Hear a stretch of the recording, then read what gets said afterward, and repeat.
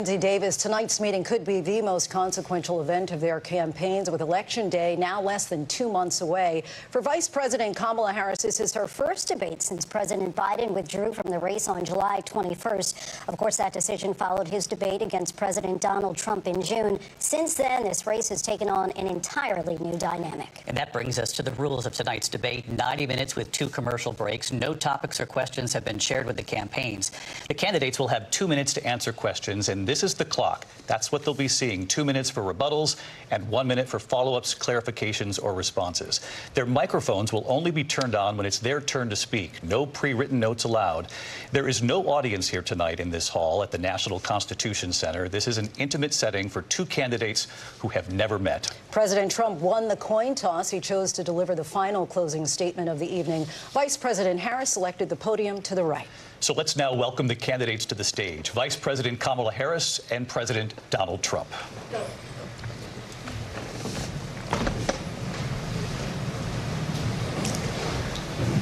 Kamala Harris. Let's have a good debate. Nice to see you. Have fun. Thank you. Welcome to you both. It's wonderful to have you. It's an honor to have you both here tonight. Good evening. We are looking forward to a spirited and thoughtful debate. So let's get started. I want to begin tonight with the issue that voters repeatedly say is their #1 issue, and that is the economy and the cost of living in this country. Vice President Harris, you and President Trump were elected 4 years ago, and your opponent on the stage here tonight often asks his supporters, are you better off than you were 4 years ago? When it comes to the economy, do you believe Americans are better off than they were 4 years ago? So I was raised as a middle-class kid. And I am actually the only person on this stage who has a plan that is about lifting up the middle class and working people of America. I believe in the ambition, the aspirations, the dreams of the American people. And that is why I imagine and have actually a plan to build what I call an opportunity economy. Because here's the thing. We know that we have a shortage of homes and housing, and the cost of housing is too expensive for far too many people. We know that young families need support to raise their children, and I intend on extending a tax cut for those families of $6,000, which is the largest child tax credit that we have given in a long time, so that those young families can afford to buy a crib, buy a car seat, buy clothes for their children.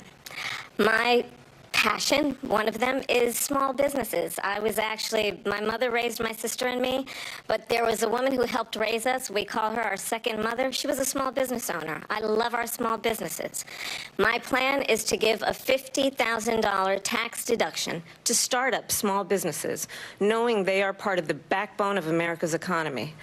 My opponent, on the other hand, his plan is to do what he has done before, which is to provide a tax cut for billionaires and big corporations, which will result in $5 trillion to America's deficit.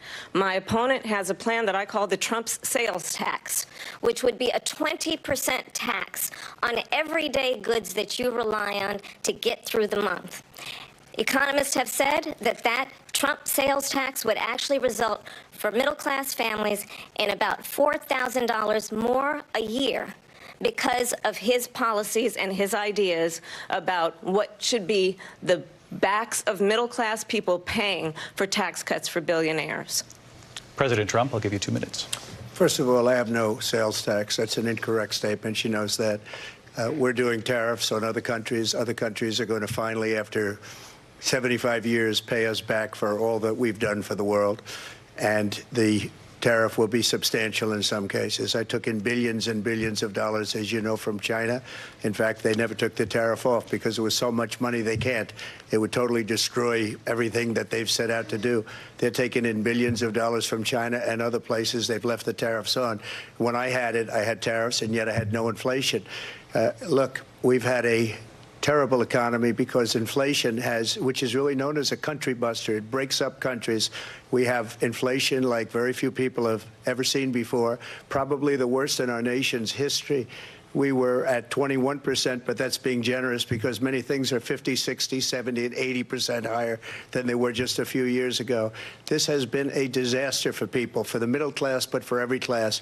On top of that, we have millions of people pouring into our country from prisons and jails, from mental institutions and insane asylums, and they're coming in and they're taking jobs that are occupied right now by African Americans and Hispanics, and also unions. Unions are going to be affected very soon. And you see what's happening. You see what's happening with towns throughout the United States. You look at Springfield, Ohio. You look at Aurora in Colorado. They are taking over the towns. They're taking over buildings. They're going in violently. These are the people that Xi and Biden led into our country, and they're destroying our country. They're dangerous. They're at the highest level of criminality, and we have to get them out. We have to get them out fast. I created one of the greatest economies in the history of our country. I'll do it again and even better. We are going to get to immigration and border security during this debate, but I would like to let Vice President Harris respond on the economy here. Well, I would love to. Let's talk about what Donald Trump left us. Donald Trump left us the worst unemployment since the Great Depression. Donald Trump left us the worst public health epidemic in a century. Donald Trump left us the worst attack on our democracy since the Civil War. And what we have done is clean up Donald Trump's mess. What we have done and what I intend to do is build on what we know are the aspirations and the hopes of the American people. But I'm going to tell you all in this debate tonight, you're going to hear from the same old tired playbook, a bunch of lies, grievances, and name-calling. What you're going to hear tonight is a detailed and dangerous plan called Project 2025 that the former president intends on implementing if he were elected again. I believe very strongly that the American people want a president who understands the importance of bringing us together, knowing we have so much more in common than what separates us. And I pledge to you to be a president for all Americans. President Trump will give you a minute here to respond. Number one, I have nothing to do, as you know, and as she knows better than anyone, I have nothing to do with Project 2025. That's out there. I haven't read it. I don't want to read it purposely. I'm not going to read it. This was a group of people that got together. They came up with some ideas, I guess some good, some bad. But it makes no difference. I have nothing to do. Everybody knows I'm an open book. Everybody knows what I'm going to do. Cut taxes very substantially and create a great economy like I did before. We had the greatest economy. We got hit with a pandemic. And the pandemic was not since 1917, where 100 million people died, has there been anything like it. We did a phenomenal job with the pandemic. We handed them over a country where the economy and where the stock market was higher than it was before the pandemic came in. Nobody's ever seen anything like it. We made ventilators for the entire world. We got gowns. We got masks. We did things that nobody thought possible. And people give me credit for rebuilding the military. They give me credit for a lot of things, but not enough credit for the great job we did with the pandemic. But the only jobs they got were bounce-back jobs. These were jobs bounced back, and it bounced back, and it went to their benefit. But I was the one that created them. They know it, and so does everybody else. Vice President Harris, I'll let you respond.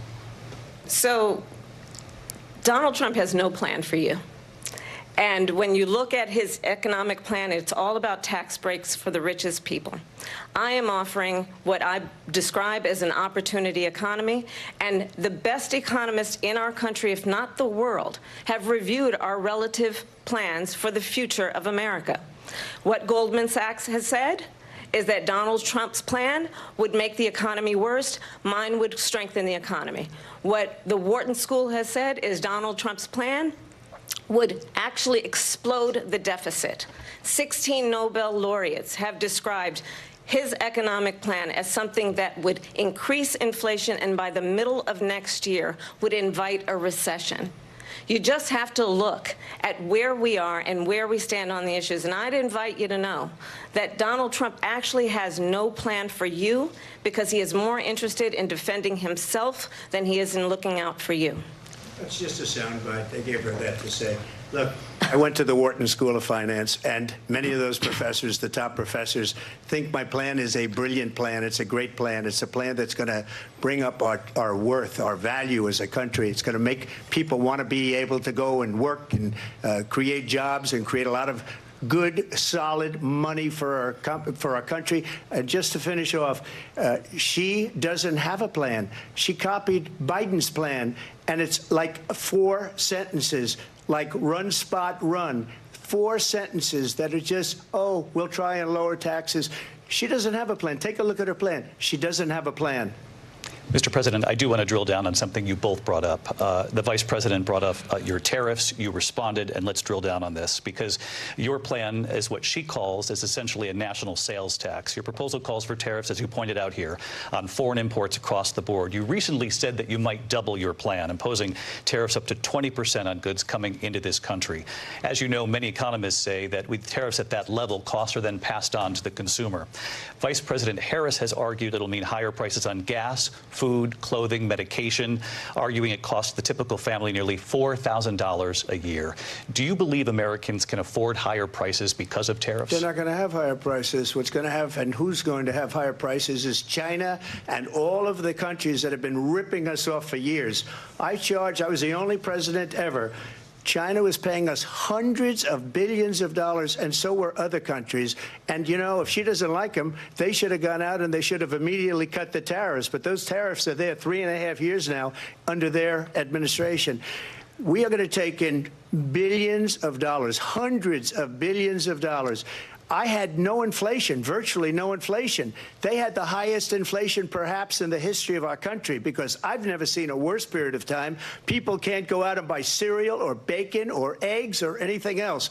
The people of our country are absolutely dying with what they've done. They've destroyed the economy. And all you have to do is look at a poll. The polls say 80 and 85 and even 90% that the Trump economy was great, that their economy was terrible. Vice President Harris, I do want to ask for your response. And you heard what the president said there, because the Biden administration did keep a number of the Trump tariffs in place. So how do you respond?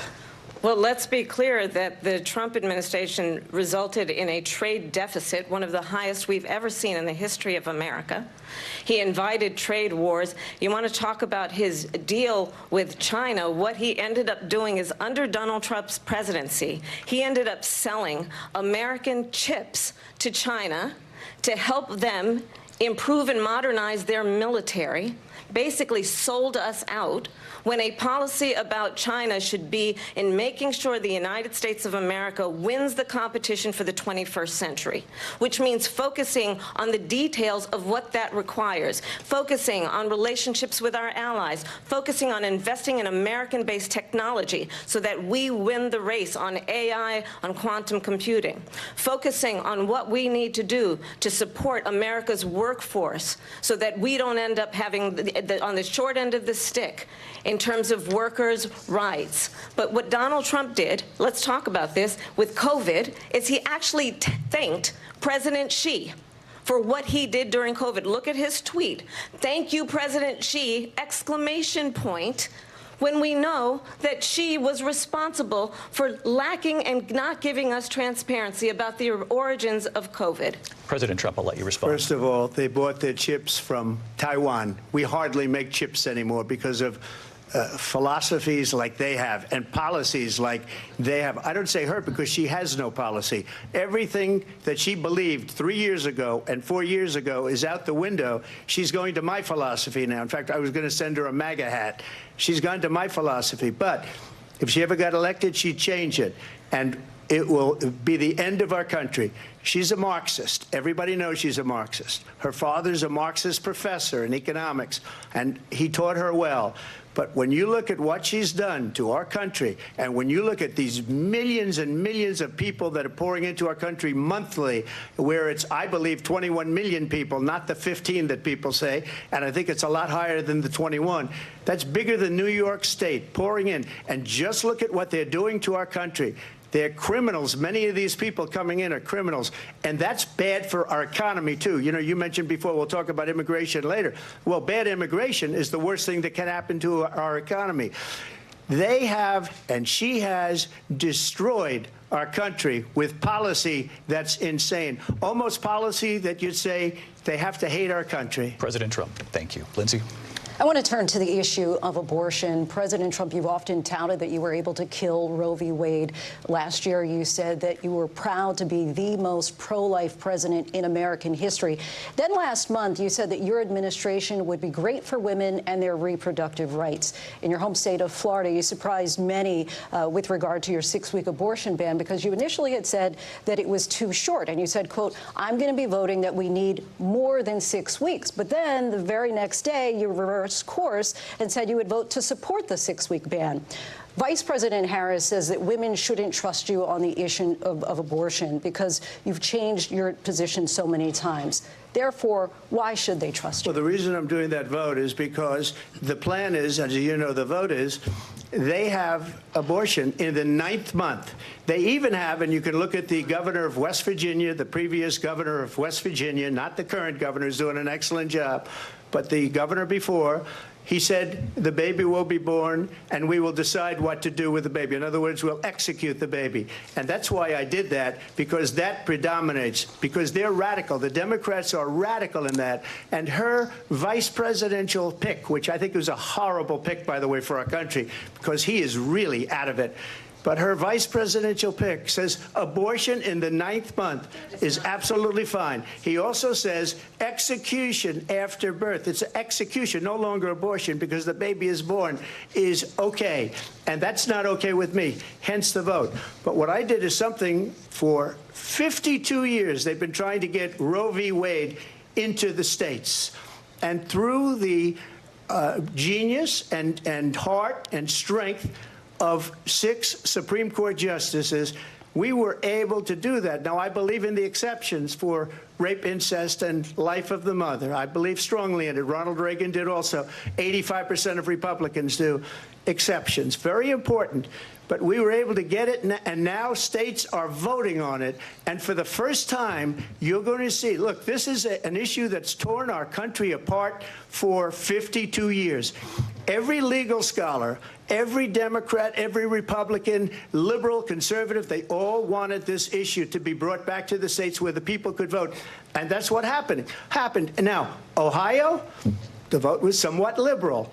Kansas, the vote was somewhat liberal, much more liberal than people would have thought. But each individual state is voting. It's the vote of the people now. It's not tied up in the federal government. I did a great service in doing it. It took courage to do it. And the Supreme Court had great courage in doing it. And I give tremendous credit to those 6 justices. There is no state in this country where it is legal to kill a baby after it's born. Madam Vice President, I want to get your response to President Trump. Well, as I said, you're going to hear a bunch of lies, and that's not actually a surprising fact. Let's understand how we got here. Donald Trump hand-selected 3 members of the United States Supreme Court with the intention that they would undo the protections of Roe v. Wade.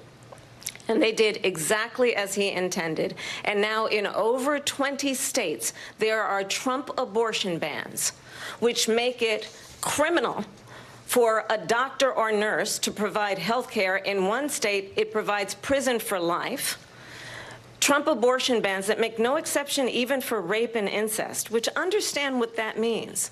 A survivor of a crime of violation to their body does not have the right to make a decision about what happens to their body next. That is immoral.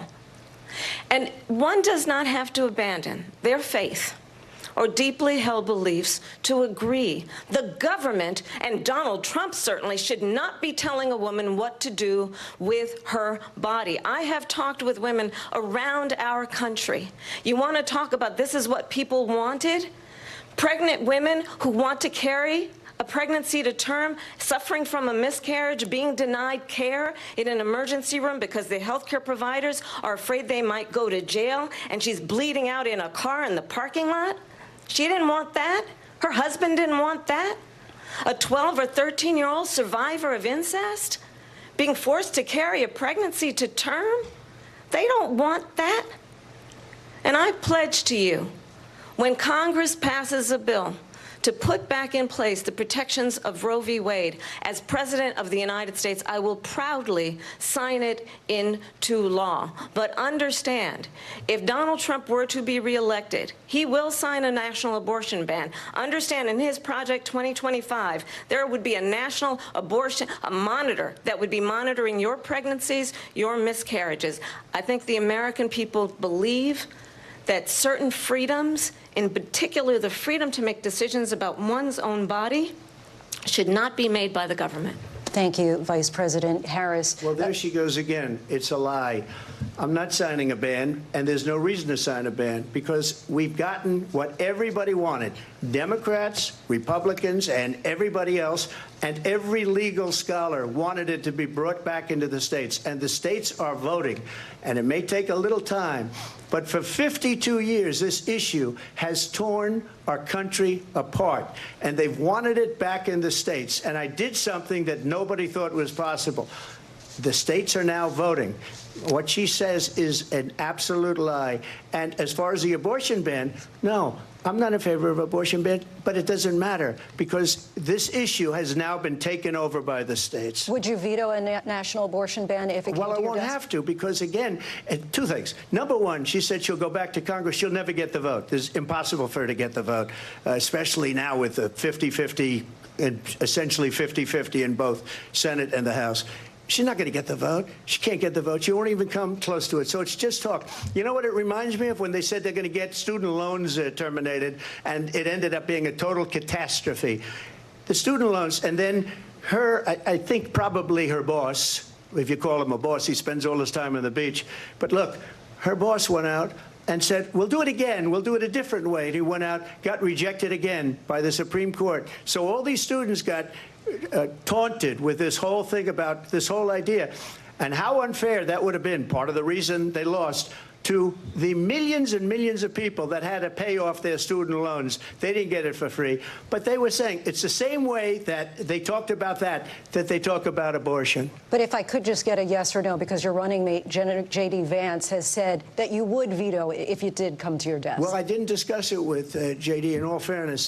J.D., and I don't mind if he has a certain view, but I think he was speaking for me, but I really didn't. Look, we don't have to discuss it because she'd never be able to get it, just like she couldn't get student loans. They couldn't get student loans. They didn't even come close to getting student loans. They taunted young people and a lot of other people that had loans. They can never get this approved. So it doesn't matter what she says about going to Congress. Well, wonderful. Let's go to Congress, do it. But the fact is that for years they wanted to get it out of Congress and out of the federal government, and we did something that everybody said couldn't be done. And now you have a vote of the people on abortion.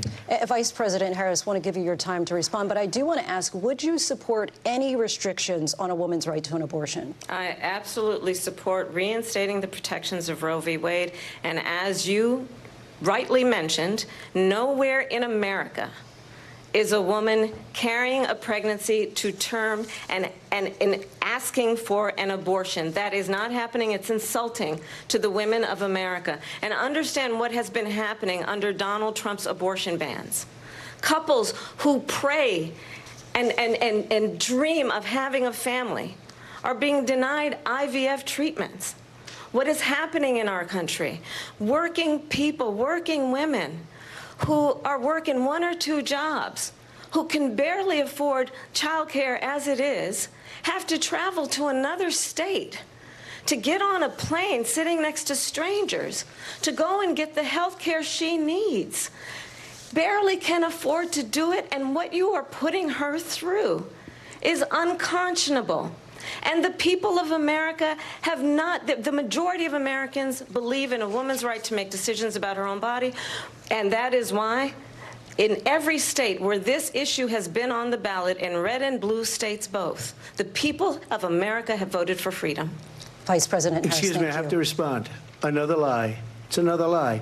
I have been a leader on IVF, which is fertilization. The IVF, I have been a leader. In fact, when they got a very negative decision on IVF from the Alabama courts, I saw the people of Alabama and the legislature 2 days later voted it in. I've been a leader on it. They know that, and everybody else knows it. I have been a leader on fertilization, IVF. And the other thing, you should ask, will she allow abortion in the 8th month, 9th month, 7th month? Come on. Okay, would you do that? Why don't you ask her that question? Why don't you answer the question? Would you because veto? Under Roe v. Wade, Answer the question. Would you veto? You could do abortions in the 7th month, the 8th month, the 9th That's month, not true. and probably after birth. Just look at the governor, former governor of Virginia. The governor of Virginia said we put the baby aside and then we determine what we want to do with the baby. President Trump, thank you. We're going to turn now to immigration and border security. We know it's an issue that's important to Republicans, Democrats, voters across the board in this country. Vice President Harris, you were tasked by President Biden with getting to the root causes of migration from Central America. We know that illegal border crossings reached a record high in the Biden administration. This past June, President Biden imposed tough new asylum restrictions. We know the numbers since then have dropped significantly. But my question to you tonight is, why did the administration wait until 6 months before the election to act? And would you have done anything differently from President Biden on this? So I'm the only person on this stage who has prosecuted transnational criminal organizations for the trafficking of guns, drugs, and human beings. And let me say that the United States Congress, including some of the most conservative members of the United States Senate, came up with a border security bill which I supported. And that bill would have put 1,500 more border agents on the border to help those folks who are working there right now overtime trying to do their job. It would have allowed us to stem the flow of fentanyl coming into the United States. I know there are so many families watching tonight who have been personally affected by the surge of fentanyl in our country. That bill would have put more resources to allow us to prosecute transnational criminal organizations for trafficking in guns, drugs, and human beings. But you know what happened to that bill? Donald Trump got on the phone, called up some folks in Congress and said, kill the bill. And you know why? Because he'd prefer to run on a problem instead of fixing a problem. And understand, this comes at a time where the people of our country actually need a leader who engages in solutions, who actually addresses the problems at hand. But what we have in the former president is someone who would prefer to run on a problem instead of fixing a problem. And I'll tell you something, he's going to talk about immigration a lot tonight, even when it's not the subject that is being raised. And I'm going to actually do something really unusual, and I'm going to invite you to attend one of Donald Trump's rallies, because it's a really interesting thing to watch. You will see during the course of his rallies, he talks about fictional characters like Hannibal Lecter. He will talk about windmills cause cancer. And what you will also notice is that people start leaving his rallies early out of exhaustion and boredom. And I will tell you, the one thing you will not hear him talk about is you. You will not hear him talk about your needs, your dreams, and your desires. And I'll tell you, I believe you deserve a president who actually puts you first, and I pledge to you that I will. Vice President Harris, thank you. President Trump, on that point, I want to get your response. Well, I would like to respond. Let me just ask, though, why did you try to kill that bill, and successfully so? That would have put thousands of additional agents and officers on the border. First, let me respond as to the rallies. She said people start leaving. People don't go to her rallies. There's no reason to go. And the people that do go, she's bussing them in and paying them to be there, and then showing them in a different light. So she can't talk about that. People don't leave my rallies. We have the biggest rallies, the most incredible rallies in the history of politics. That's because people want to take their country back. Our country is being lost. We're a failing nation. And it happened 3.5 years ago. And what's going on here, you're going to end up in World War III, just to go into another subject. What they have done to our country by allowing these millions and millions of people to come into our country, and look at what's happening to the towns all over the United States. And a lot of towns don't want to talk. It's not going to be Aurora or Springfield. A lot of towns don't want to talk about it because they're so embarrassed by it.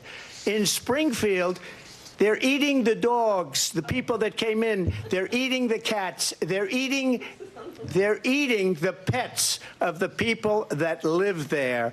And this is what's happening in our country, and it's a shame. As far as the rallies are concerned, as far as the reason they go is they like what I say. They want to bring our country back. They want to make America great again. It's a very simple phrase, make America great again. She's destroying this country, and if she becomes president, this country doesn't have a chance of success. Not only success, we'll end up being Venezuela on steroids. I just want to clarify here. You bring up Springfield, Ohio, and ABC News did reach out to the city manager there. He told us there have been no credible reports of specific claims of pets being harmed, injured, or abused by individuals within the immigrant community. Well, I've seen people on television. Let me just say here, this is the people on television say my dog was taken and used for food. So maybe he said that, and maybe that's a good thing to say for a city manager. I'm not taking this from but television. The people I'm on taking it from the city saying manager. Their dog was eaten by the people that went there. Again, the Springfield city manager says there's no evidence of that. Vice President Harris, I'll let you respond to the rest of what you've heard. You talk about extreme. You know, this is, I think, one of the reasons why in this election I actually have the endorsement of 200 Republicans who have formally worked with President Bush, Mitt Romney, and John McCain, including the endorsement of former Vice President Dick Cheney and Congress member Liz Cheney. And if you want to really know the inside track on who the former president is, if he didn't make it clear already, just ask people who have worked with him. His former chief of staff, a four-star general, has said he has contempt for the Constitution of the United States. His former national security advisor has said he is dangerous and unfit. His former Secretary of Defense has said the nation, the republic, would never survive another Trump term. And when we listen to this kind of rhetoric, when the issues that affect the American people are not being addressed, I think the choice is clear in this election. President Trump, I'll give you a quick minute to respond here. Thank you, because when I hear that, see, I'm a different kind of a person. I fired most of those people. Not so graciously. They did bad things or a bad job. I fired them. They never fired one person. They didn't fire anybody having to do with Afghanistan and the Taliban and the 13 people whose were just killed, viciously and violently killed. And I got to know the parents and the family. They didn't fire. They should have fired all those generals, all those top people, because that was one of the most incompetently handled situations anybody has ever seen. So when somebody does a bad job, I fire him. And you take a guy like Esper. He was no good. I fired him. So he writes a book. Another one writes a book. Because with me, they can write books. With nobody else can they. But they have done such a poor job, and they never fire anybody. Look at the economy. Look at the inflation. They didn't fire any of their economists. They have the same people. That's a good way not to have books written about you. But just to finish, I got more votes than any Republican in history by far. In fact, I got more votes than any president, sitting president, in history by far. Let me continue on immigration. It was what you wanted to talk about earlier, so let's get back to your deportation proposal that the vice president has reacted to as well. President Trump, you call this the largest domestic deportation operation in the history of our country. You say you would use the National Guard. You say if things get out of control, you'd have no problem using the U.S. military. Police, yes. You also said you would use local police. How would you deport 11 million undocumented immigrants? I know you believe that number is much higher. Take us through this. What does this look like? Will authorities be going door to door in this country? Yeah, it is much higher because of them. They allowed criminals, many, many millions of criminals.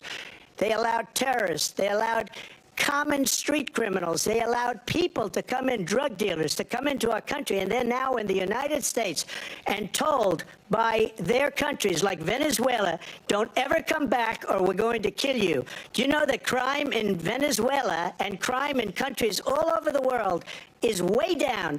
You know why? Because they've taken their criminals off the street and they've given them to her to put into our country. And this will be one of the greatest mistakes in history for them to allow.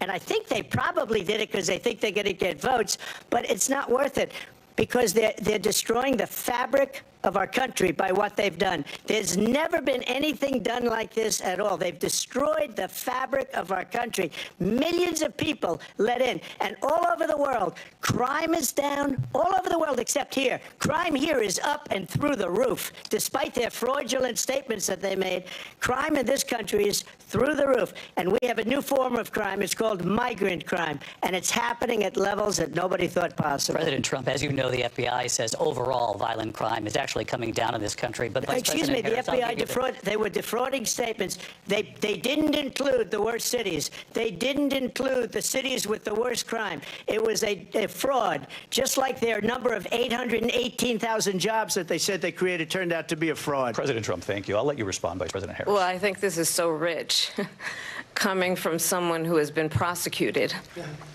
for national security crimes, economic crimes, election interference, has been found liable for sexual assault, and his next big court appearance is in November at his own criminal sentencing. And let's be clear where each person stands on the issue of what is important about respect for the rule of law and respect for law enforcement. The former vice president called for defunding federal law enforcement, 45,000 agents, get this, on the day after he was arraigned on 34 felony counts. So let's talk about what is important in this race. It is important that we move forward, that we turn the page on this same old tired rhetoric and address the needs of the American people, address what we need to do about the housing shortage, which I have a plan for, address what we must do to support our small businesses, address bringing down the price of groceries. But frankly, the American people are exhausted with this same old tired playbook. Vice President Harris, thank you. Excuse me. Every one of those cases was started by them against their political opponent. And I'm winning most of them, and I will win the rest on appeal. And you saw that with the decision that came down just recently from the Supreme Court. I'm winning most of them. But those are cases, it's called weaponization. Never happened in this country. They weaponized the Justice Department. Every one of those cases was involved with the DOJ, from Atlanta and Fani Willis to the Attorney General of New York and the DA in New York. Every one of those cases. And then they say, oh, he's a criminal. They're the ones that made them go after me. By the way, Joe Biden was found essentially guilty on the documents case. And what happened in my documents case? They said, oh, that's the toughest of them all. A complete and total victory. 2 months ago, it was thrown out. It's weaponization, and they used it, and it's never happened in this country. They used it to try and win an election. They're fake cases. President Trump, thank you. A really quick response here, Vice President Harris, on this notion of weaponization of the Justice Department. Well, let's talk about extreme and understand the context in which this election in 2024 is taking place. The United States Supreme Court recently ruled that the former president would essentially be immune from any misconduct if he were to enter the White House again. Understand, this is someone who has openly said he would terminate, I'm quoting, terminate the Constitution of the United States, that he would weaponize the Department of Justice against his political enemies. Someone who has openly expressed disdain for members of our military. Understand what it would mean if Donald Trump were back in the White House with no guardrails, because certainly we know now the court won't stop him. We know J.D. Vance is not going to stop him. It's up to the American people Vice President to stop Harris, him. Thank you. Lindsay? Vice President Harris, in your last run for president. Weaponized, please. This is the one that weaponized, not me. She weaponized. I probably took a bullet to the head because of the things that they say about me. They talk about democracy. I'm a threat to democracy. They're the threat to democracy with a fake Russia investigation that went nowhere. We have a lot to get to. Lindsay? Vice President Harris, in your last run for president, you said you wanted to ban fracking. Now you don't. You wanted mandatory government buyback programs for assault weapons. Now your campaign says you don't. You supported decriminalizing border crossings. Now you're taking a harder line. I know you say that your values have not changed. So then why have so many of your policy positions changed?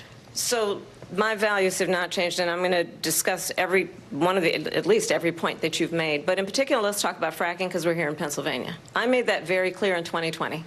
I will not ban fracking. I have not banned fracking as Vice President of the United States. And in fact, I was the tie-breaking vote on the Inflation Reduction Act, which opened new leases for fracking.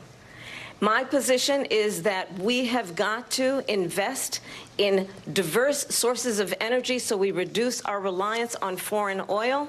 We have had the largest increase in domestic oil production in history because of an approach that recognizes that we cannot over-rely on foreign oil.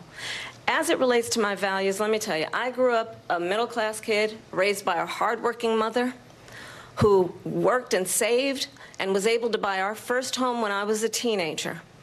The values I bring to the importance of home ownership, knowing not everybody got handed $400 million on a silver platter and then filed bankruptcy 6 times, is a value that I bring to my work to say we are going to work with the private sector and home builders to increase 3 million homes, increase by 3 million homes by the end of my first term. My work that is related to having a friend when I was in high school who was sexually assaulted by her stepfather. And my focus then on protecting women and children from violent crime is based on a value that is deeply grounded in the importance of standing up for those who are most vulnerable. My work that is about protecting Social Security and Medicare is based on long-standing work that I have done. Protecting seniors from abuse have not changed. And what is important is that there is a president who actually brings values and a perspective that is about lifting people up and not beating people down and name-calling. The true measure of the leader is the leader who actually understands the strength is not in beating people down, it's in lifting people up. I intend to be that president. President Trump, your response? First of all, I wasn't given $400 million. I wish I was. My father was a Brooklyn builder, Brooklyn, Queens, and a great father, and I learned a lot from him. But I was given a fraction of that, a tiny fraction, and I built it into many, many billions of dollars, many, many billions. And when people see it, they are even surprised. So we don't have to talk about that. Fracking, she's been against it for 12 years. Defund the police, she's been against that forever. She gave all that stuff up very wrongly, very horribly, and everybody's laughing at it, okay? They're all laughing at it. She gave up at least 12 and probably 14 or 15 different policies. Like, she was big on defund the police. In Minnesota, she went out, wait a minute, I'm talking now, if you don't mind, please. Does that sound familiar? Don't lie. She went out in Minnesota and wanted to let criminals that killed people, that burned down Minneapolis, she went out and raised money to get them out of jail. She did things that nobody would ever think of. Now she wants to do transgender operations on illegal aliens that are in prison. This is a radical left liberal that would do this. She wants to confiscate your guns, and she will never allow fracking in Pennsylvania. If she won the election, fracking in Pennsylvania will end on day one. Just to finish one thing, so important in my opinion. So I got the oil business going like nobody has ever done before. When they took over, they got rid of it, started getting rid of it, and the prices were going up the roof. They immediately let these guys go to where they were. I would have been 5 times, 4 times, 5 times higher, because you're talking about 3.5 years ago. They got it up to where I was because they had no choice, because the prices of energy were quadrupling and doubling. You saw what happened to gasoline. So they said, let's go back to Trump. But if she won the election, the day after that election, they'll go back to destroying our country, and oil will be dead, fossil fuel will be dead, we'll go back to windmills, and we'll go back to solar, where they need a whole desert to get some energy to come out of. You ever see a solar plant? By the way, I'm a big fan of solar, but they take 400, President 500 acres of desert President soil. Trump, we have a These lot are of not good issues things that we for the have to get environment, to. as We're she out of time. understands. Thank you. Lindsay, thank you. We have an election in just 56 days.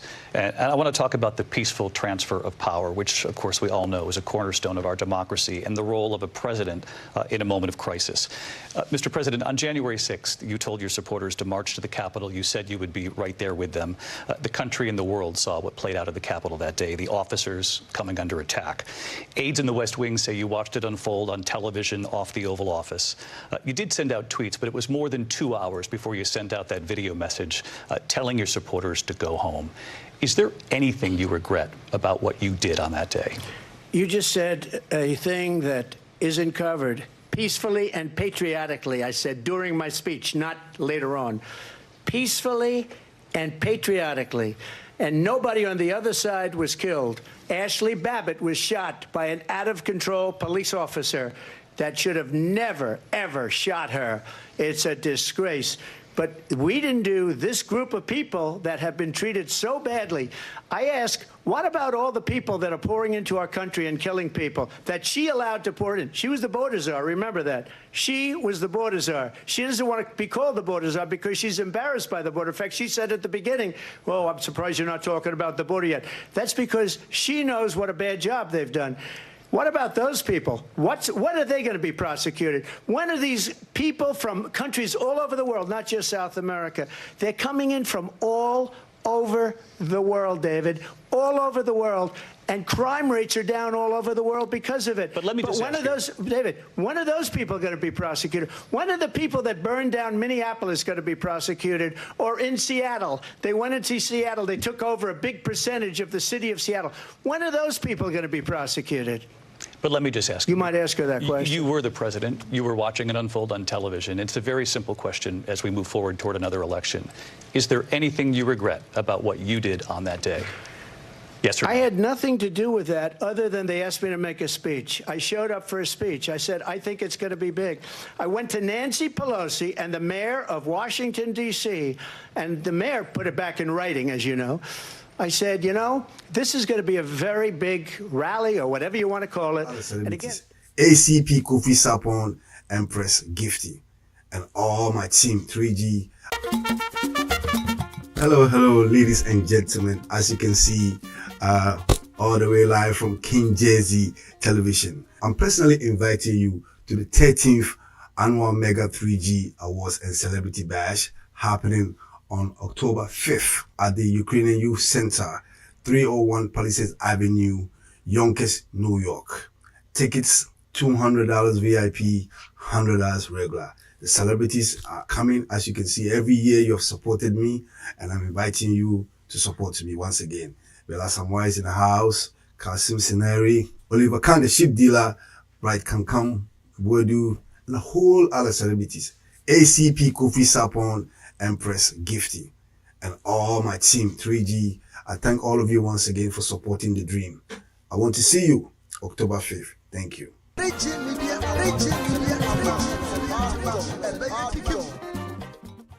Indicted and impeached for exactly that reason.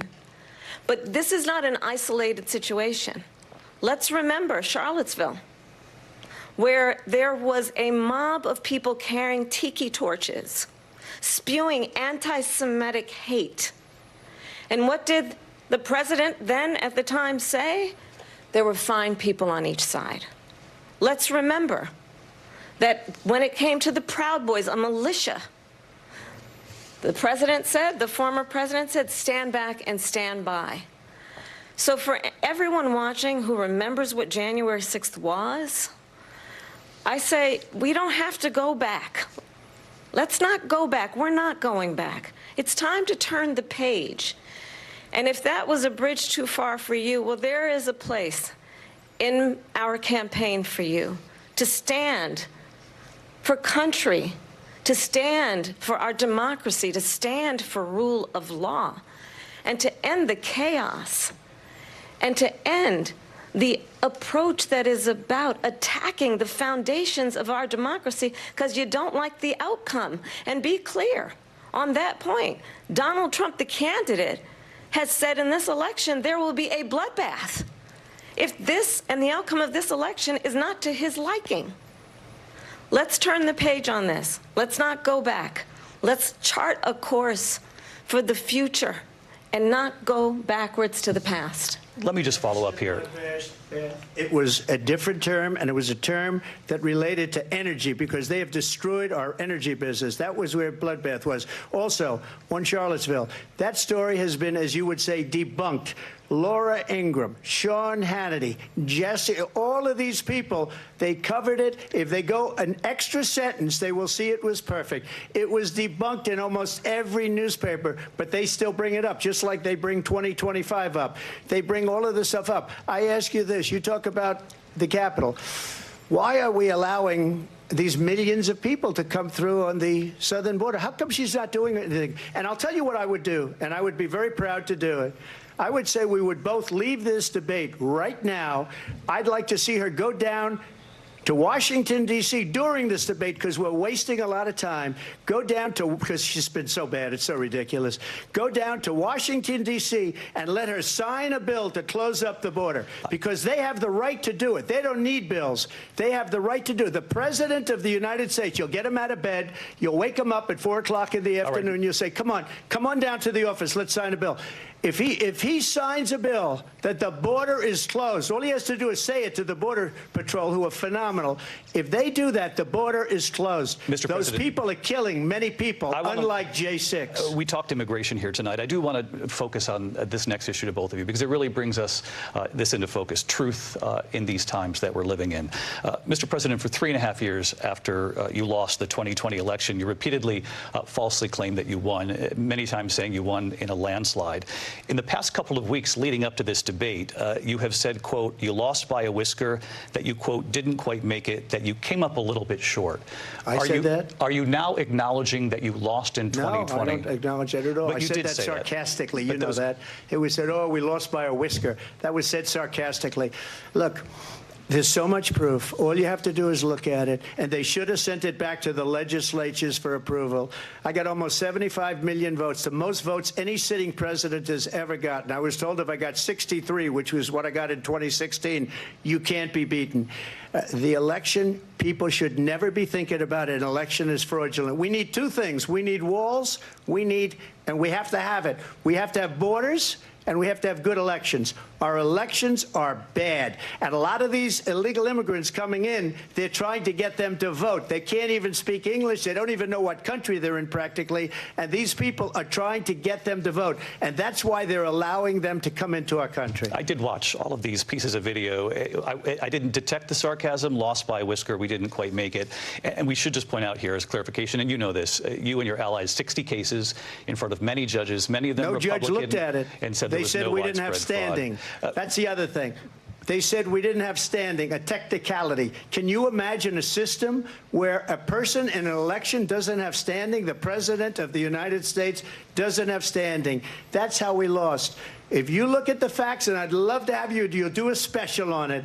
I'll show you Georgia, and I'll show you Wisconsin, and I'll show you Pennsylvania, and I'll show you. We have so many facts and statistics, but you know what? That doesn't matter, because we have to solve the problem that we have right now. That's old news.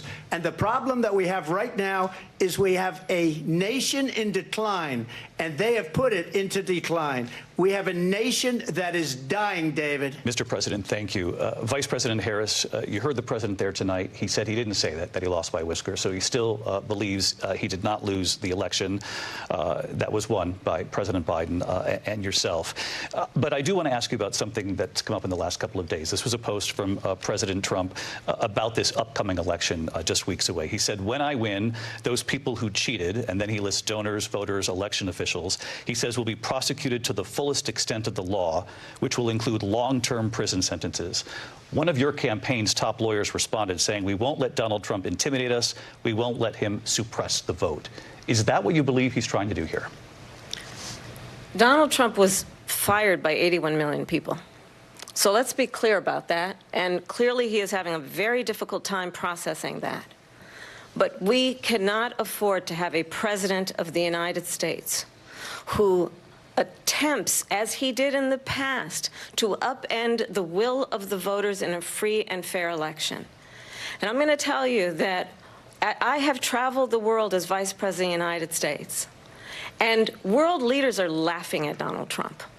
I have talked with military leaders, some of whom worked with you, and they say you're a disgrace.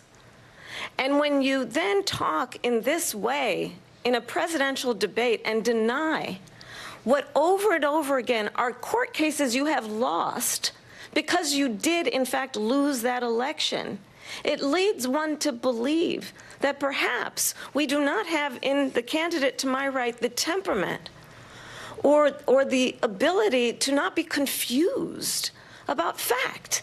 That's deeply troubling, and the American people deserve better. I'll give you 1 minute to respond, Mr. President. Let me just say about world leaders. Viktor Orban, one of the most respected men, they call him a strong man. He's a tough person, smart. Prime Minister of Hungary. They said, why is the whole world blowing up? 3 years ago it wasn't. Why is it blowing up? He said, because you need Trump back as president. They were afraid of him. China was afraid, and I don't like to use the word afraid, but I'm just quoting him. China was afraid of him. North Korea was afraid of him. Look at what's going on with North Korea, by the way. He said Russia was afraid of him. I ended the Nord Stream 2 pipeline, and Biden put it back on day one, but he ended the XL pipeline. The XL pipeline in our country, he ended that. But he let the Russians build a pipeline going all over Europe and heading into Germany, the biggest pipeline in the world. Look, Viktor Orban said it. He said the most respected, most feared person is Donald Trump. We had no problems when Trump was president. But when this weak, pathetic man that you saw at a debate just a few months ago, that if he weren't in that debate, he'd be running instead of her. She got no votes. He got 14 million votes. What you did, you talk about a threat to democracy. He got 14 million votes, and they threw him out of office. And you know what? I'll give you a little secret. He hates her. He can't stand her. But he got 14 million votes. They threw him out. She got 0 votes. And when she ran, she was the first one to leave because she failed, and now she's running. I don't understand it, but I'm okay with it because your time is up. I think we're going to do very well. We've got a lot more to get to. Turning now to the Israel-Hamas war and the hostages who are still being held, Americans among them. Vice President Harris, in December, you said, quote, Israel has a right to defend itself, but you added, quote, it matters how, saying international humanitarian law must be respected. Israel must do more to protect innocent civilians. You said that 9 months ago. Now an estimated 40,000 Palestinians are dead. Nearly 100 hostages remain. Just last week, Prime Minister Benjamin Netanyahu said there's not a deal in the making. President Biden has not been able to break through the stalemate. How would you do it? Well, let's understand how we got here. On October 7, Hamas, a terrorist organization, slaughtered 1,200 Israelis. Many of them young people who were simply attending a concert. Women were horribly raped. And so absolutely, I said then, I say now, Israel has a right to defend itself. We would. And how it does so matters. Because it is also true, far too many innocent Palestinians have been killed. Children, mothers. What we know is that this war must end. It must end immediately, and the way it will end is we need a ceasefire deal and we need the hostages out. And so we will continue to work around the clock on that.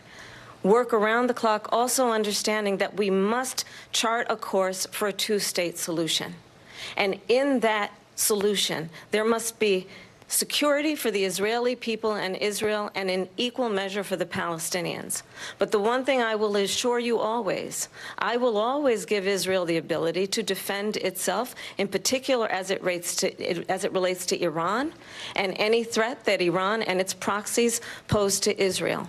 But we must have a two-state solution where we can rebuild Gaza, where the Palestinians have security, self-determination, and the dignity they so rightly deserve. President Trump, how would you negotiate with Netanyahu and also Hamas in order to get the hostages out and prevent the killing of more innocent civilians in Gaza? If I were president, it would have never started.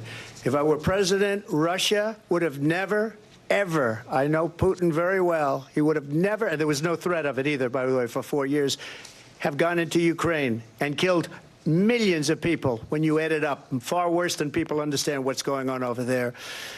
But when she mentions about Israel, all of a sudden, she hates Israel. She wouldn't even meet with Netanyahu when he went to Congress to make a very important speech. She refused to be there because she was at a sorority party of hers. She wanted to go to the sorority party. She hates Israel. If she's president, I believe that Israel will not exist within 2 years from now. And I've been pretty good at predictions, and I hope I'm wrong about that one. She hates Israel. At the same time, in her own way, she hates the Arab population, because the whole place is going to get blown up. Arabs, Jewish people, Israel. Israel will be gone. It would have never happened. Iran was broke under Donald Trump. Now Iran has $300 billion because they took off all the sanctions that I had. Iran had no money for Hamas or Hezbollah or any of the 28 different spheres of terror. And they are spheres of terror, horrible terror. They had no money. It was a big story, and you know it. You covered it very well, actually. They had no money for terror. They were broke. Now they're a rich nation, and now what they're doing is they're spreading that money around. Look at what's happening with the Houthis and Yemen. Look at what's going on in the Middle East. This would have never happened. I will get that settled and fast, and I'll get the war with Ukraine and Russia ended. If I'm president-elect, I'll get it done before even becoming president. Vice President Harris, he says you hate Israel. That's absolutely not true. I have my entire career and life supported Israel and the Israeli people. He knows that. He's trying to, again, divide and distract from the reality, which is it is very well known that Donald Trump is weak and wrong on national security and foreign policy. It is well known that he admires dictators, wants to be a dictator on day one, according to himself. It is well known that he said of Putin that he can do whatever the hell he wants and go into Ukraine. It is well known that he said when Russia went into Ukraine, it was brilliant. It is well known he exchanged love letters with Kim Jong-un. And it is absolutely well known that these dictators and autocrats are rooting for you to be president again because they're so clear. They can manipulate you with flattery and favors. And that is why so many military leaders who you have worked with have told me you are a disgrace. That is why we understand that we have to have a president who is not consistently weak and wrong on national security, including the importance of upholding and respecting in highest regard our military. Vice President Harris, thank you. They're the ones, and she's the one that caused it, that's weak on national security by allowing every nation last month for the year, 168 different countries sending people into our country. Their crime rates are way down. Putin endorsed her last week, said, I hope she wins. And I think he meant it, because what he's gotten away with is absolutely incredible. It wouldn't have happened with me. The leaders of other countries think that they're weak and incompetent, and they are. They're grossly incompetent. And I just ask one question. Why does Biden go in and kill the Keystone Pipeline and approve the single biggest deal that Russia's ever made, Nord Stream 2, the biggest pipeline anywhere in the world going to Germany and all over Europe? Because they're weak and they're ineffective. And Biden, by the way, President gets paid Trump, a lot of money. Thank you. We have a lot of issues to get to. We'll be right back with much more of this historic ABC News presidential debate from the National Constitution Center right here in Philadelphia. Back in a moment.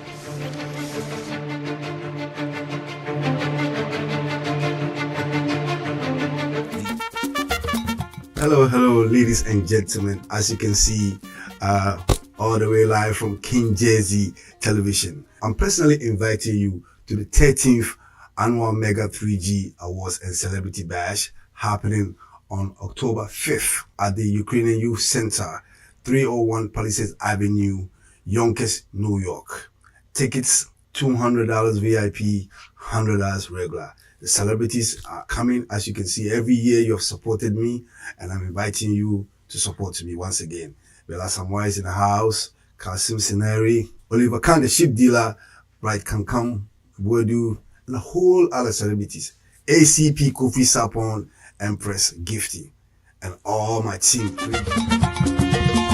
Go Omeadeshia, a Fayin Swabia, Media Sampananam, 3G Media Group for Kawahubio, a Basubodi Mwe Kuninifo, Na Afiwe, October Bushmia Besmi, and Payana Asia. Say Afi 2024 3G Media Awards and Celebrity Bashno, Ado, Ebeye Kikim. If you said the Eba Afiwe Ayasron Gokra Educhem, 3G Media Group 4SA, the 13th edition of the annual Mega 3G Media Awards and Celebrity Bash. Baswampa na afiwe the money yasron kukura ne say 3G Global Advocacy Group and Foundation for say obabua onuma enya high blood pressure, kidney donation, stroke and heart attack wanye person kunya kura enti dwumedie no baso ewo UIC Banquet Hall 301 Palisade Avenue, Yonkers, New York 10703 enti 5th October aya memeneda 9 p.m. sharp na ye fiasie. Regular ticket na aya $100, VIP aya $200 as usual. Bernard Edise Poku, Ekuma Mama Zimbi, Her Excellency Dr. Lillian Sali Ado, Obapa Efiabuachua, Oliver Khan aka the shop dealer, Bright Kankambwedu, Irene Apia, Ya Ofran, legendary MC Papaling, Abina Achampoma, ACP Kofi Sapon, Kwame Miki,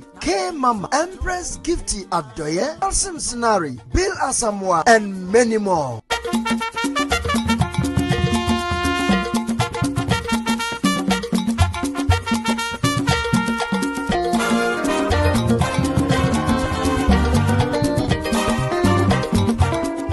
Na Paradise Sounds and a dynamic band Aba Gigi and Dum Tokwanso. Na DJ G Nice and DJ Chief Alex. Na Jumedia de Sinistra Sopa a Georgia sounds a co-host. Red Carpet, Pa Freddy and a Yacht TV. Bombardier Fred Tatafon Way 646-833-6194. Or Ghana and Swa Fred plus 233-277-609644. Na media partners no Ado UTV, Keynes Jesse Radio and TV, OKFM, Dinkra Radio, Blims Media, NDA, Strong Voice Network, Jerry's TVGH, Happy FM, Odofo Afiwedian Yasron Kukura, Anti-Bow Hoswe, 3G Media Group Awards, the American Mampeninkra Gia Tumprakupe, and 5th October, Medru da.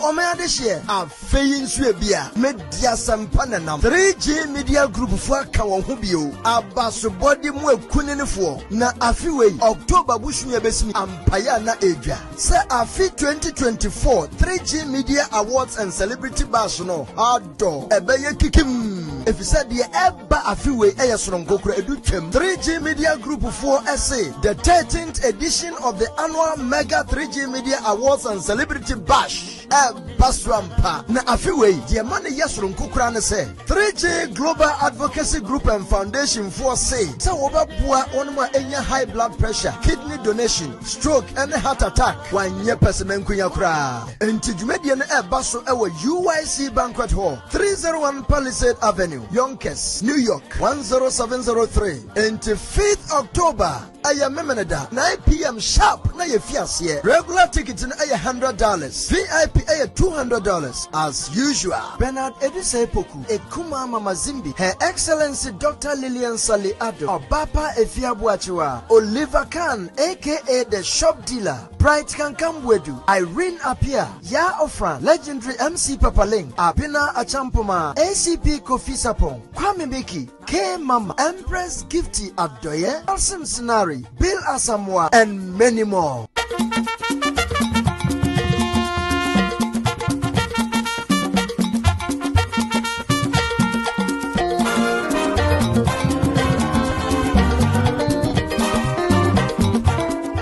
Na Paradise Sounds and a dynamic band Aba Gigi and Dum Tokwanso. Na DJ G Nice and DJ Chief Alex. Na Jumedia de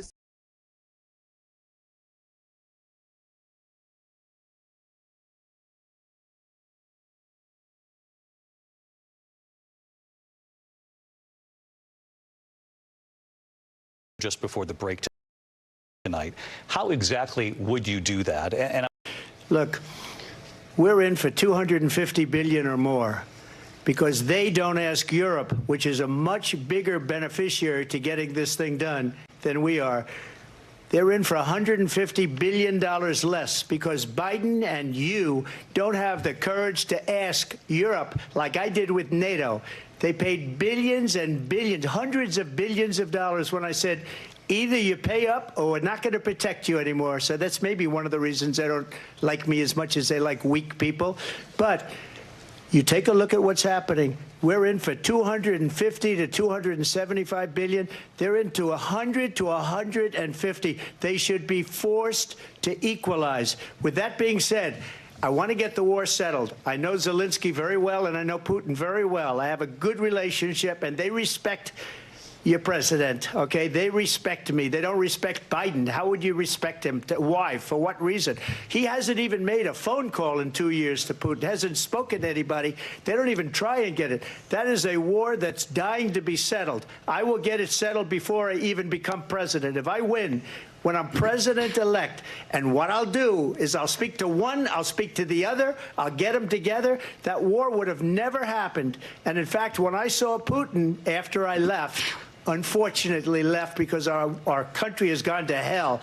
But after I left, when I saw him building up soldiers, he did it after I left, I said, oh, he must be negotiating. It must be a good, strong point of negotiation. Well, it wasn't, because Biden had no idea how to talk to him. He had no idea how to stop it. And now you have millions of people dead, and it's only getting worse, and it could lead to World War III. Don't kid yourself, David. We're playing with World War III, and we have a president that we don't even know if he's... Where is our president? We don't even know if he's a president. And just to clarify they threw him out of a campaign like a dog. We don't even know. Is he our president? But we have a president, Mr. President, that doesn't know he's alive. Your time is up. Just to clarify in the question, do you believe it's in the U.S. best interest for Ukraine to win this war, yes or no? I think it's the U.S. best interest to get this war finished and just get it done. All right. Negotiate a deal, because we have to stop all of these human lives from being destroyed. I want to take this to Vice President Harris. I want to get your thoughts on support for Ukraine in this moment, but also, as Commander-in-Chief, if elected, how would you deal with Vladimir Putin, and would it be any different from what we're seeing from President Biden? Well, first of all, it's important to remind the former president you're not running against Joe Biden, you're running against me. I believe the reason that Donald Trump says that this war would be over within 24 hours is because he would just give it up. And that's not who we are as Americans. Let's understand what happened here. I actually met with Zelensky a few days before Russia invaded, tried through force to change territorial boundaries, to defy one of the most important international rules and norms, which is the importance of sovereignty and territorial integrity. And I met with President Zelensky. I shared with him American intelligence about how he could defend himself. Days later, I went to NATO's eastern flank, to Poland and Romania. And through the work that I and others did, we brought 50 countries together to support Ukraine in its righteous defense. And because of our support, because of the air defense, the ammunition, the artillery, the javelins, the Abrams tanks that we have provided, Ukraine stands as an independent and free country. If Donald Trump were president, Putin would be sitting in Kyiv right now. And understand what that would mean, because Putin's agenda is not just about Ukraine. Understand why the European allies and our NATO allies are so thankful that you are no longer president, and that we understand the importance of the greatest military alliance the world has ever known, which is NATO, and what we have done to preserve the ability of Zelensky and the Ukrainians to fight for their independence. Otherwise, Putin would be sitting in Kyiv with his eyes on the rest of Europe, starting with Poland. And why don't you tell the 800,000 Polish Americans right here in Pennsylvania how quickly you would give up for the sake of favor and what you think is a friendship with what is known to be a dictator who would eat you for lunch. Vice President Harris, thank you. We've heard from both of you on Ukraine tonight. Afghanistan came up in the last hour. I wanted her to respond to something you said earlier, and I'll give you a minute here. Putin would be sitting in Moscow, and he wouldn't have lost 300,000 men and women but he would have been sitting in Moscow. Quiet, please. He would have been sitting in Moscow much happier than he is right now. But eventually, you know, he's got a thing that other people don't have. He's got nuclear weapons. They don't ever talk about that. He's got nuclear weapons. Nobody ever thinks about that. And eventually, maybe he'll use them, and maybe he hasn't been that threatening. But he does have that, something we don't even like to talk about. Nobody likes to talk about it. But just so you understand, they sent her to negotiate peace before this war started. 3 days later, he went in and he started the war because everything they said was weak and stupid. They said the wrong things. That war should have never started. She was the emissary. They sent her in to negotiate with Zelensky and Putin, and she did. And the war started 3 days later. And that's the kind of talent we have with her. She's worse than Biden. In my opinion, I think he's the worst president in the history of our country. She goes down as the worst vice president in the history of our country. But let me tell you something. She is a horrible negotiator. They sent her in to negotiate. As soon as they left, Putin did the invasion. President Trump, thank you. You did bring up something. You said she went to negotiate with Vladimir Putin. Vice President Harris, have you ever met Vladimir Putin? Can you clarify tonight? Yet again, I said it at the beginning of this debate, you're going to hear a bunch of lies coming from this fellow. And that is another one. When I went to meet with President Zelensky, I've now met with him over 5 times. The reality is it has been about standing as America always should, as a leader upholding international rules and norms, as a leader who shows strength, understanding that the alliances we have around the world are dependent on our ability to look out for our friends and not favor our enemies because you adore strongmen instead of caring about democracy. And that is very much what is at stake here. The President of the United States is commander-in-chief. And the American people have a right to rely on a president who understands the significance of America's role and responsibility in terms of ensuring that there is stability and ensuring we stand up for our principles and not sell them for the benefit of personal flattery. We've talked about Ukraine and Vladimir Putin. I do want to talk about Afghanistan. It came up in the first hour of this debate. I want to move on to Afghanistan. Stoltenberg said Trump did the most amazing thing I've ever seen. He got these countries, the 28 countries at the time, to pay up. He said, I've never seen. He's the head of NATO. He said, I've never seen. For years, we were paying almost all of NATO. We were being ripped off by European nations, both on trade and on NATO. I got them to pay up by saying one of the statements you made before, if you don't pay, we're not going to protect you. Otherwise, we would have never gotten it. He said it was one of the most incredible jobs that he's ever seen done. Thank you. I want to turn to Afghanistan. It came up in the first hour of the debate, and we witnessed a poignant moment today on Capitol Hill, honoring the soldiers who died in the chaotic withdrawal from Afghanistan. I do want to ask the Vice President, do you believe you bear any responsibility in the way that withdrawal played out? Well, I will tell you, I agreed with President Biden's decision to pull out of Afghanistan. 4 presidents said they would, and Joe Biden did. And as a result, America's taxpayers are not paying the $300 million a day we were paying for that endless war. And as of today, there is not one member of the United States military who is in active duty in a combat zone in any war zone around the world, the first time this century. But let's understand how we got to where we are. Donald Trump, when he was president, negotiated one of the weakest deals you can imagine. He calls himself a deal maker. Even his national security advisor said it was a weak, terrible deal. And here's how it went down. He bypassed the Afghan government. He negotiated directly with a terrorist organization called the Taliban. The negotiation involved the Taliban getting 5,000 Taliban terrorists released. And get this, and the president at the time invited the Taliban to Camp David, a place of storied significance for us as Americans, a place where we honor the importance of American diplomacy, where we invite and receive respected world leaders. And this former president, as president, invited them to Camp David because he does not, again, appreciate the role and responsibility of the President of the United States to be Commander-in-Chief with a level of respect.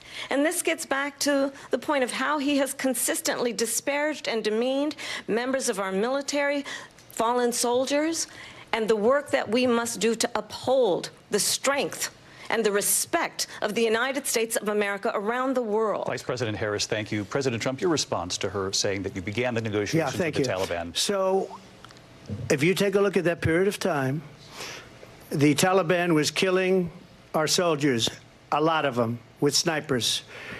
And I got involved with the Taliban because the Taliban was doing the killing. That's the fighting force within Afghanistan. They don't bother doing that because, you know, they deal with the wrong people all the time. But I got involved.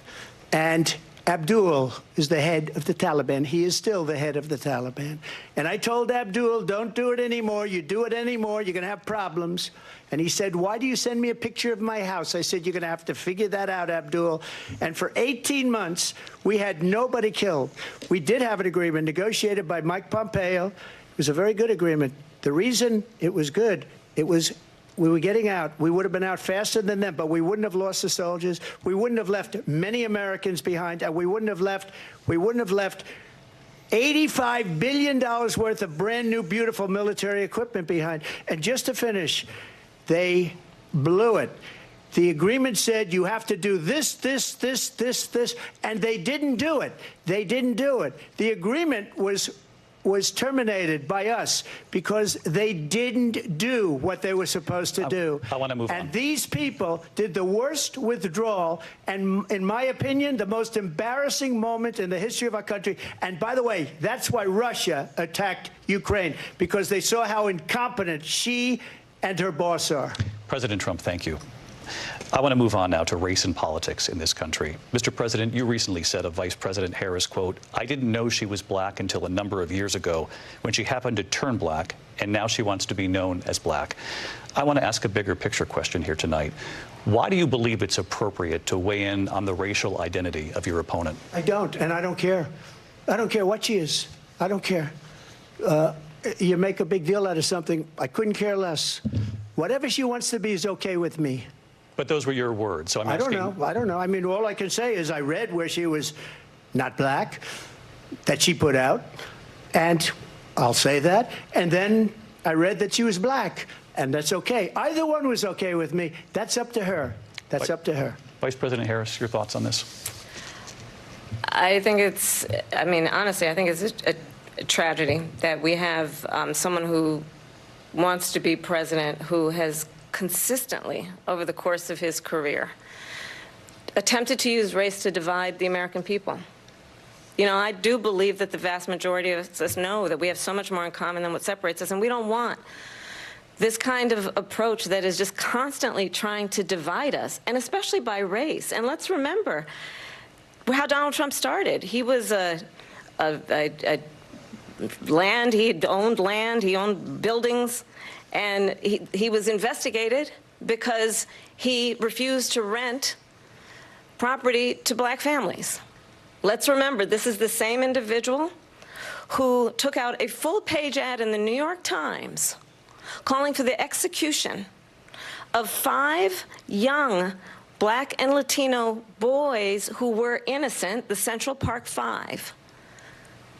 Took out a full-page ad calling for their execution. This is the same individual who spread birther lies about the first black president of the United States. And I think the American people want better than that, want better than this, want someone who understands, as I do, I travel our country. We see in each other a friend. We see in each other a neighbor. We don't want a leader who is constantly trying to have Americans point their fingers at each other. I meet with people all the time who tell me, can we please just have discourse about how we're going to invest in the aspirations and the ambitions and the dreams of the American people? Knowing that regardless of people's color or the language their grandmother speaks, we all have the same dreams and aspirations and want a president who invests in those, not in hate and division. Vice President Harris, thank you. Lindsay? President Trump, this is now your third time. This is the most divisive presidency in the history of our country. There's never been anything like it. They're destroying our country, and they come up with things like what she just said. Going back many, many years, when a lot of people, including Mayor Bloomberg, agreed with me on the Central Park Five, they admitted, they said, they pled guilty. And I said, well, if they pled guilty, they badly hurt a person, killed a person ultimately. And if they pled guilty, then they pled, we're not guilty. But this is a person that has to stretch back years, 40, 50 years ago, because there's nothing now. I built one of the greatest economies in the history of the world, and I'm going to build it again. It's going to be bigger, better, and stronger. But they're destroying our economy. They have no idea what a good economy is. Their oil policies, every single policy. And remember this, she is Biden. You know, she's trying to get away from Biden. I don't know the gentleman, she says. She is Biden. The worst inflation we've ever had, a horrible economy because inflation has made it so bad, and she can't get away with that. Thank you. Your time is up, Lindsay. I want to respond to that, though. I want to just respond briefly. Clearly, I am not Joe Biden, and I am certainly not Donald Trump. And what I do offer is a new generation of leadership for our country, one who believes in what is possible, one who brings a sense of optimism about what we can do instead of always disparaging the American people.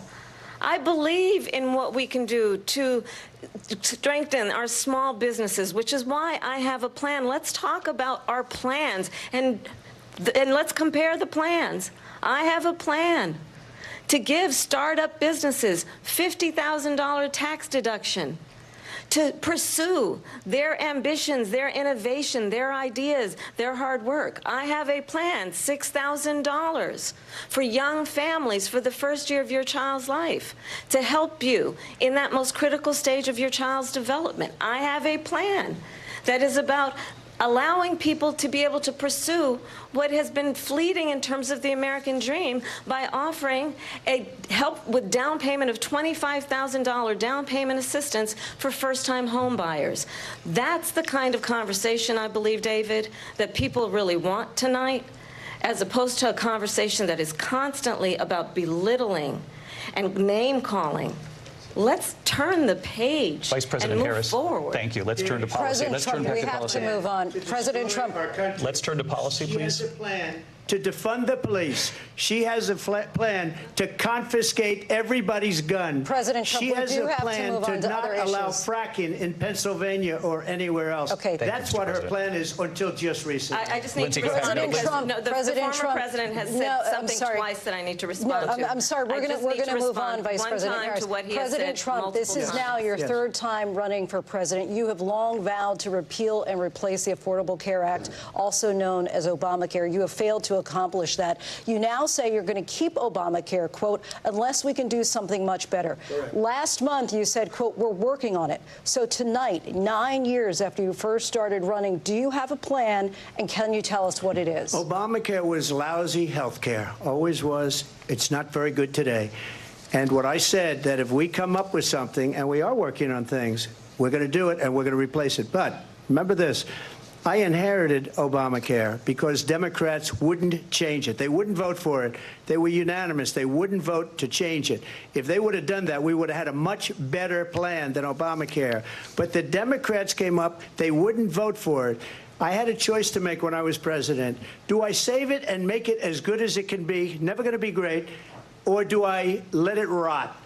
And I felt I had an obligation, even though politically it would have been good to just let it rot and let it go away. I decided, and I told my people, the top people, and they're very good people. I have a lot of good people in that administration.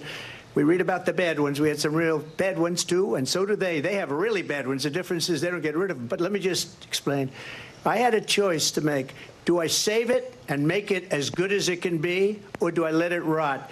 And I saved it. I did the right thing. But it's still never going to be great, and it's too expensive for people. And what we will do is we're looking at different plans. If we can come up with a plan that's going to cost our people, our population, less money and be better health care than Obamacare, then I would absolutely do it.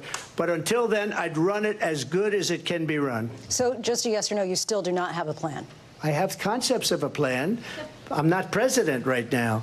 But if we come up with something, I would only change it if we come up with something that's better and less expensive. And there are concepts and options we have to do that, and you'll be hearing about it in the not-too-distant future. Vice President Harris, in 2017, you supported Bernie Sanders' proposal to do away with private insurance and create a government-run health care system.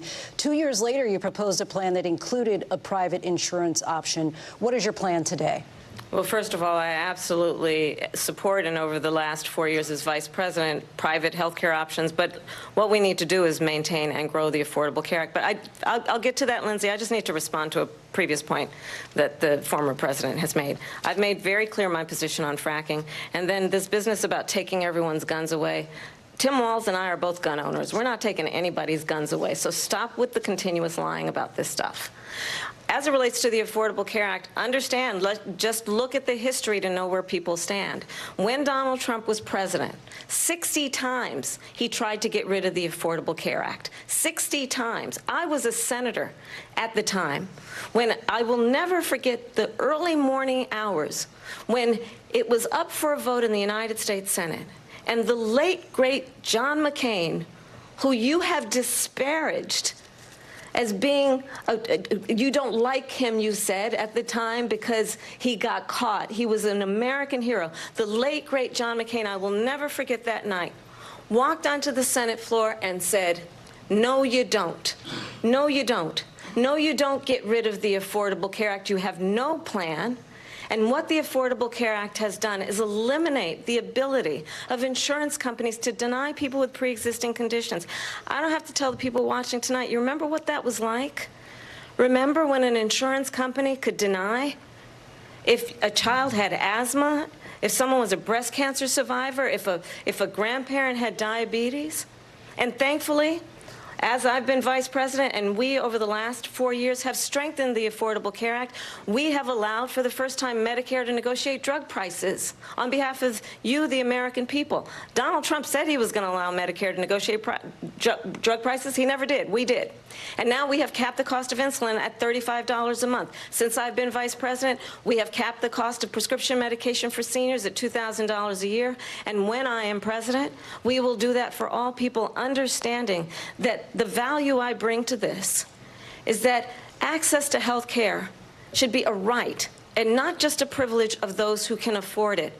And the plan has to be to strengthen the Affordable Care Act, not get rid of it. Vice President Harris, in terms of where Donald Trump stands on that. I want to move to an issue that's important for a lot of... She made a mistake. At number one, John McCain fought Obamacare for 10 years. But it wasn't only him. It were all of the Democrats that kept it going. And you know what? We can do much better than Obamacare, much less money. But she won't improve private insurance for people, private medical insurance. That's another thing she doesn't want to get. People are paying privately for insurance that have worked hard and made money, and they want to have private. She wants everybody to be on government insurance where you wait 6 months for an operation that you need immediately. President Trump, thank you. We have another issue that we'd like to get to that's important for a number of Americans, in particular younger voters, and that's climate change. President Trump, with regard to the environment, you say that we have to have clean air and clean water. Vice President Harris, you call climate change an existential threat. The question to you both tonight is, what would you do to fight climate change? And Vice President Harris, we'll start with you. 1 minute for you each. Well, the former president had said the climate change is a hoax. And what we know is that it is very real. You ask anyone who lives in a state who has experienced these extreme weather occurrences, who now is either being denied home insurance or it's being jacked up. You ask anybody who has been the victim of what that means in terms of losing their home, having nowhere to go. We know that we can actually deal with this issue. The young people of America care deeply about this issue. And I am proud that as vice president over the last 4 years, we have invested $1 $1 trillion in a clean energy economy, while we have also increased domestic gas production to historic levels. We have created over 800,000 new manufacturing jobs while I have been vice president.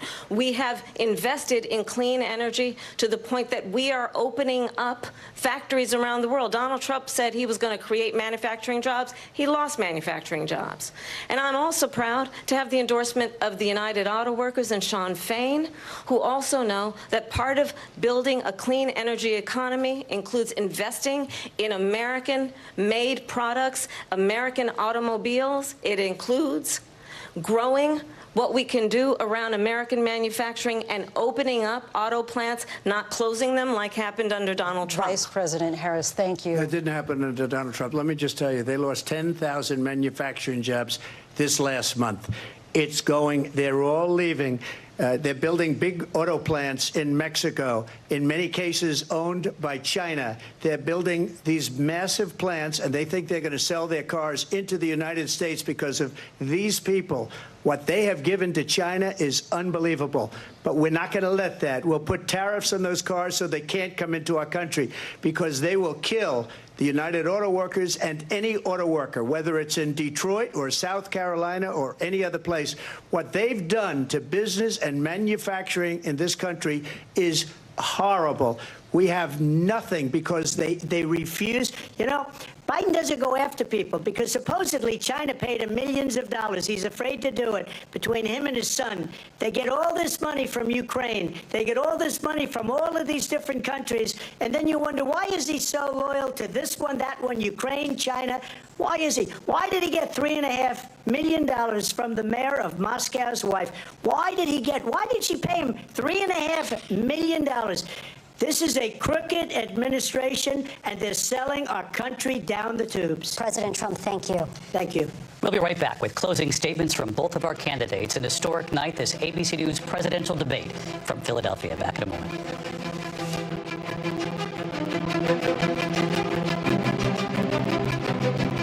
The ABC News presidential debate will continue after this.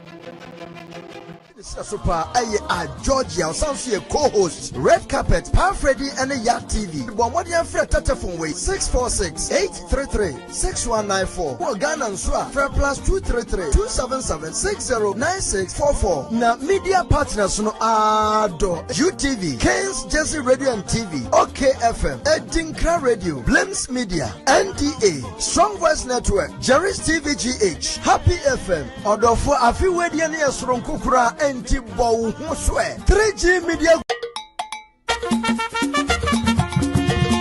Go Omea this year, a Fayin Swabia, 13th edition of the annual Mega 3G Media Awards and Celebrity Bash. Baswampa na afiwe the money yasron kukrane say 3G Global Advocacy Group and Foundation for say oba bua onuma enya high blood pressure, kidney donation, stroke and heart attack wanye pesemen kunya kra enti dwumedie no baso ewo UYC Banquet Hall 301 Palisade Avenue, Yonkers, New York 10703 enti 5th October aya memeneda 9 p.m. sharp na ye fiase. Regular tickets na aya $100, VIP aya $200 as usual. Bernard Edise Poku, Ekuma Mama Zimbi, Her Excellency Dr. Lillian Sali Ado, Obapa Efiabuachiwa, Oliver Khan, aka the shop dealer, Bright Kankambwedu, Irene Apia, Ya Ofran, legendary MC Papaling, Apina Achampoma, ACP Kofi Sapong, Kwame Miki, K Mama, Empress Gifty Abdoye, Alsim Sinari, Bill Asamoah, and many more.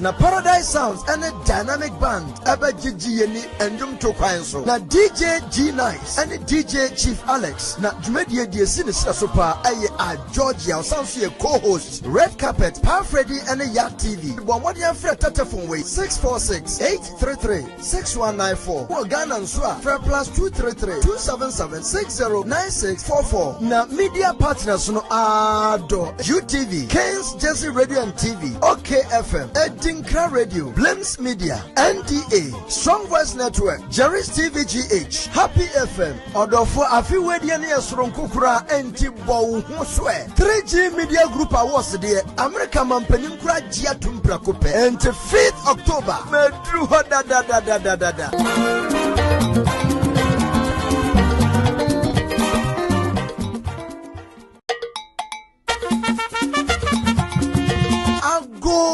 This year, I'm failing Swabia, Media Sampananam, 3G Media Group for Kawahubio, Abaso Body Mwe Kuninifo, Na Afiwe, October Bushmia Besmi, Ampayana Adria. Say Afi 2024, 3G Media Awards and Celebrity Basno, Ado, Ebeye Kikim. If you said the Eba Afiwe, Ayasron Gokra Educhem, 3G Media Group 4SA, the 13th edition of the annual Mega 3G Media Awards and Celebrity Bash.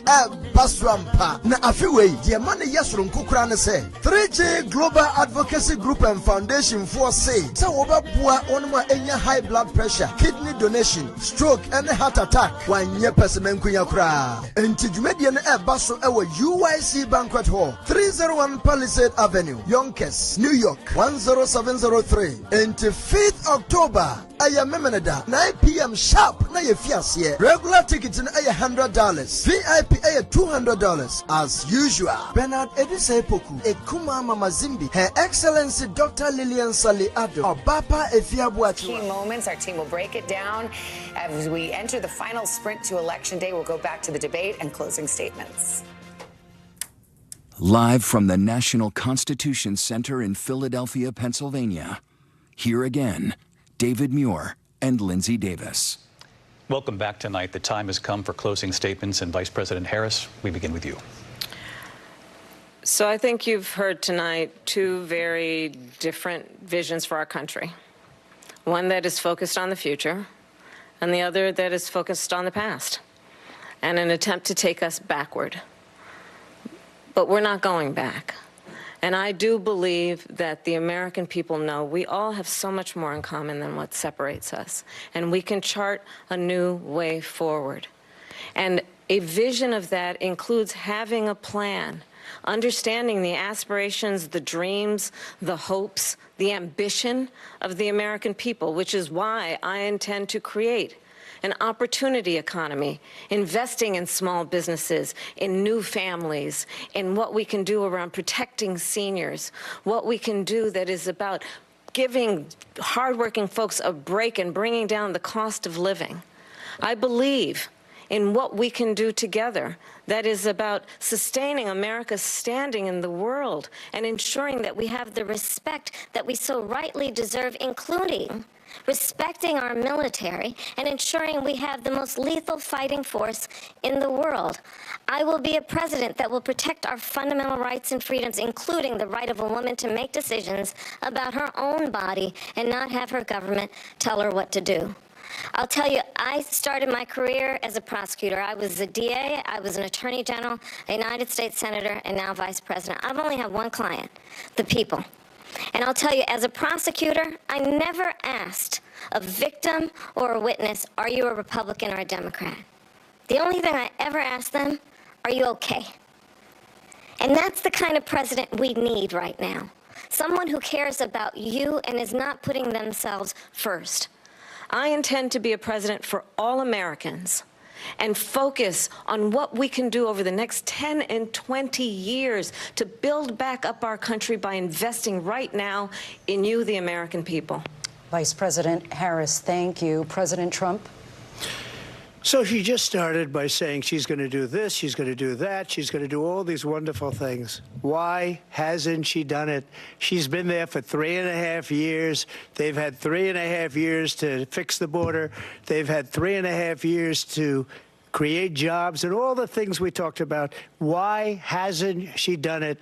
She should leave right now, go down to that beautiful White House, go to the Capitol, get everyone together and do the things you want to do, but you haven't done it, and you won't do it because you believe in things that the American people don't believe in.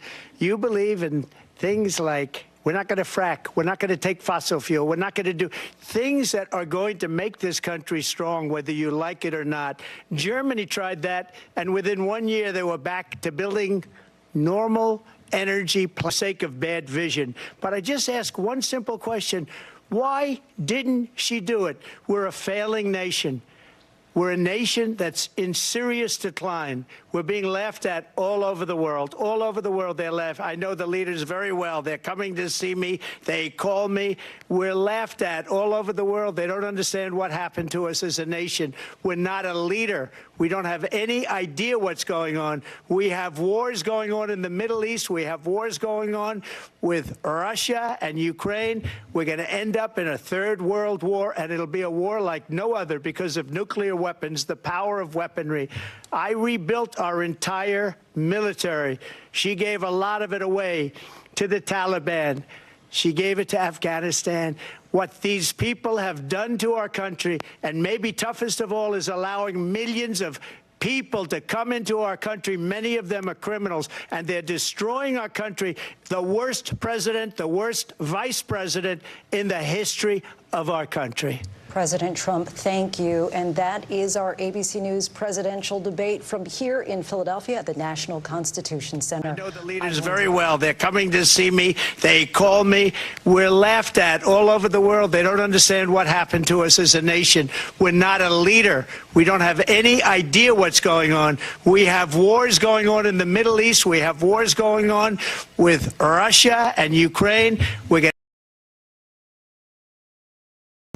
sadia yeye no pepepe na wonoma yade pa yanum omodi omobreso.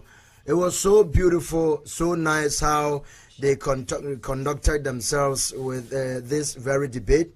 The answers were very powerful, especially from Kamala Harris. Trump was going on attacking, and then Kamala was defending and then trying to pack her midfield. And eventually, I think I am personally impressed. But Trump, as usual, we know him, master of debate. He's always on top of it. But Kamala, for first time meeting Trump, I'm very much impressed. This is how we also end the show for you tonight. We streamed live on 3G Media TV, a new television station opened by 3G Media Group. So coming this very October 5th, the 3G Media Awards is also coming on live in New York. I know we're going to stream everything for you live. So get prepared for that so that when it's time, we'll all go there and support the big show coming up. A lot of icons, a lot of big artists, personalities, high profile personalities are coming at the show come October 5th. So evangelist Dr. CNN, and he is the main man behind the block, and I believe that come October 5th you're gonna enjoy as well. So Ebusia, this is where we end the show tonight. Let's all come together to support 3G Media Awards come October 5th. Thank you. Thank you. I sat in tonight for CNN. He is supposed to host this show, you know that. But thanks be to God, I saw a lot of people watching the program. All those who are watching us on 3G Media TV, kindly subscribe. Those who are watching on King's Jersey TV and both YouTube and Facebook, subscribe to us. Tomorrow morning, we're going to dive into it and see who did best and who won the show. God bless. Have a good night. We love you all. Bye-bye. Hello, ladies and gentlemen. As you can see, all the way live from King Jersey Television, I'm personally inviting you to the 13th Annual Mega 3G Awards and Celebrity Bash happening on October 5th at the Ukrainian Youth Center, 301 Palisades Avenue, Yonkers, New York. Tickets $200 VIP, $100 regular. The celebrities are coming. As you can see, every year you have supported me, and I'm inviting you to support me once again.